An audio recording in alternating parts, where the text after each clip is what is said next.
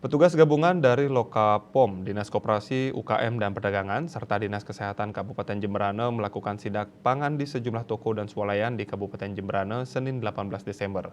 Dalam sidak pengawasan makanan dan minuman menjelang Natal dan Tahun Baru ini, petugas menemukan makanan yang tidak layak konsumsi.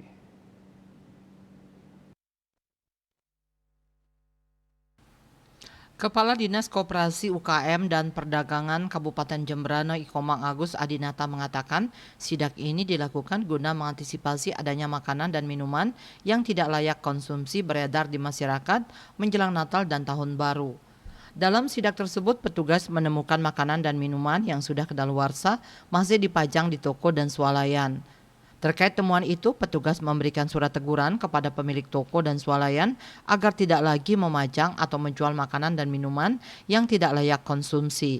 Selain itu, makanan dan minuman yang tidak layak konsumsi dan kedaluarsa tersebut kemudian dilakukan pemusnahan di tempat oleh pedagang yang disaksikan petugas gabungan. Pihaknya akan lebih rutin melakukan pemantauan dan pembinaan kepada pemilik toko untuk dapat memenuhi standar-standar yang diberlakukan pertama menjelang kebersihan dan keamanan pangan yang diperjualbelikan. Kepala Lokapom Buleleng, Rai Gunawan mengatakan, dengan masih ditemukannya makanan kedaluarsa yang dipajang, pihaknya akan terus melakukan langkah pembinaan. Pengawasan dilakukan mulai tingkat produsen, distributor hingga pengecer. Ini untuk memastikan produk yang dijual berkualitas, terjamin kebersihan dan layak konsumsi. Surya Dharma, Bali Post melaporkan.